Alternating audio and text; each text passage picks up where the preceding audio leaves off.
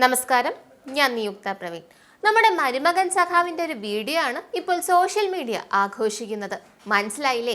നമ്മുടെ പ്രിയപ്പെട്ട മുഖ്യൻ പിണറായി വിജയന്റെ ഒരേ ഒരു മോള് വീണ, അതായത് മാസപ്പടിയിൽ വീണ വീണയുടെ ഭർത്താവ് മുഹമ്മദ് റിയാസ്, നമ്മുടെ മരുമകൻ സഖാവ്. നിങ്ങൾ ആ ക്യാമറ ഒന്ന് സ്റ്റേജിലേക്ക് തിരിച്ചു നോക്കൂ. ഇത് ജനാധിപത്യ വിരുദ്ധല്ലേ? ഇനി ഇരിക്കുന്ന ഇദ്ദേഹത്തിന് ഒരു മാന്യത കാണിക്കുക. ഇതൊക്കെ അല്പത്തരമല്ലേ? അല്പത്തരം. ഇത് മലയാളി പൊറുക്കില്ല. മലയാളി പൊറുക്കുന്ന നിലപാടല്ല.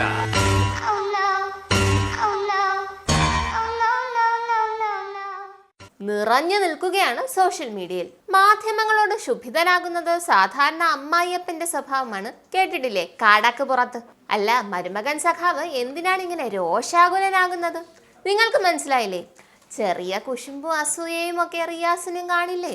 ഒരു മന്ത്രിയായിട്ടും, അതും കേരളത്തിന്റെ ടൂറിസം മന്ത്രിയായിട്ട് പോലും ഒരു കസേര സ്റ്റേജിൽ തനിക്ക് തന്നില്ലല്ലോ. അതാണ് റിയാസിന്റെ ഈ രോഷപ്രകടനത്തിന് പിന്നിൽ. നമുക്ക് എന്തായാലും കാര്യം മനസ്സിലായി. സത്യം പറഞ്ഞാൽ ലോകം മുഴുവൻ ഉറ്റുനോക്കുന്ന ഒരു പദ്ധതിയുടെ കമ്മീഷനിങ് ആണ് ഇന്നലെ നടന്നത്. സ്വാഭാവികമായി ഒരു പ്രശ്നവും വരാതെ നന്നായി ചടങ്ങ് നടത്തണമെന്ന് മാത്രമേ കേരളം ഭരിക്കുന്ന മന്ത്രിസഭയിലെ മന്ത്രി കരുതാവൂ. പക്ഷെ മുഹമ്മദ് റിയാസിന് അത് പറ്റിയില്ല. അപ്പോൾ പറയും രാജീവ് ചന്ദ്രശേഖരനോടുള്ള പ്രതിഷേധമായിരിക്കും റിയാസ് കാട്ടിയതെന്ന്. സംഭവം അതൊന്നുമല്ല, ഇത്തിരി അസൂയാവുന്നതാ.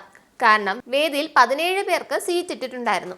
അതിൽ VD സതീശൻ വന്നില്ല. അല്ലാതെ സീറ്റിൽ ഞെളിഞ്ഞിരുന്ന 2 പേരാണ് ജോൺ ബ്രിട്ടാസ് MP-യും AR റഹീം MP-യും.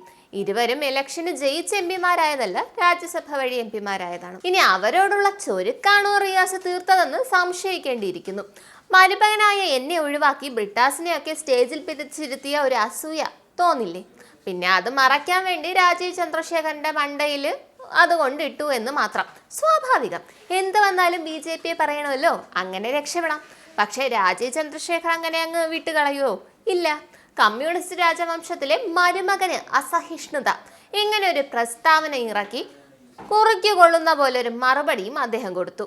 അല്ല, ഈ വിഴിഞ്ഞം പദ്ധതി കമ്മീഷനിങ്ങിന് മുമ്പ് ഒരു അവലോകന യോഗം നടത്തിയപ്പോൾ കുടുംബസമേതം ഭാര്യയും മകളും എന്തിനു പറയുന്നു, കൊച്ചുമോൻ പോലും അതിൽ സീറ്റിൽ കയറി ഞെളിഞ്ഞിരിക്കുന്നത് കണ്ടല്ലോ. അപ്പം അന്ന് പ്രോട്ടോകോളൊന്നും ഇല്ലേ? കൂടെ കൂടെ പ്രോട്ടോകോൾ മാറിക്കൊണ്ടേയിരിക്കും.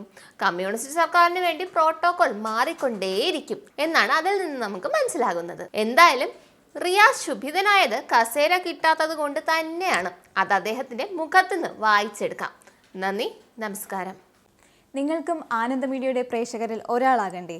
യൂറോപ്പിലും US-ലും ആഫ്രിക്കയിലും അടക്കം പ്രവാസികൾ ഉള്ളയിടങ്ങളിലൊക്കെ ജനപ്രിയ ചാനലുമായി ആനന്ദ് മീഡിയ ഒപ്പമുണ്ട്. ഏഷ്യാനെറ്റ് ഫ്ലവേഴ്സ് അടക്കം നിങ്ങളുടെ വിരൽത്തുമ്പിലെത്തും. ആദ്യം റോക്കു ബോക്സ് സ്വന്തമാക്കുക. അതിൽ നിന്നും ആനന്ദ് മീഡിയ ആപ്ലിക്കേഷൻ ഡൗൺലോഡ് ചെയ്യുക, ഇൻസ്റ്റാൾ ചെയ്യുക. എന്നിട്ട് 02085866511 എന്ന നമ്പറിൽ ഞങ്ങളുടെ കസ്റ്റമർ കെയറിൽ ബന്ധപ്പെടുക. അല്ലെങ്കിൽ +91 735 660 3747 എന്ന നമ്പറിൽ വാട്സപ്പ് ചെയ്യുക. ആനന്ദ് മീഡിയയുടെ സേവനങ്ങൾ സ്വന്തമാക്കുക. മറ്റു ചാനലുകൾക്കൊപ്പം ആനന്ദ് TVയും എൻജോയ് ചെയ്യുക.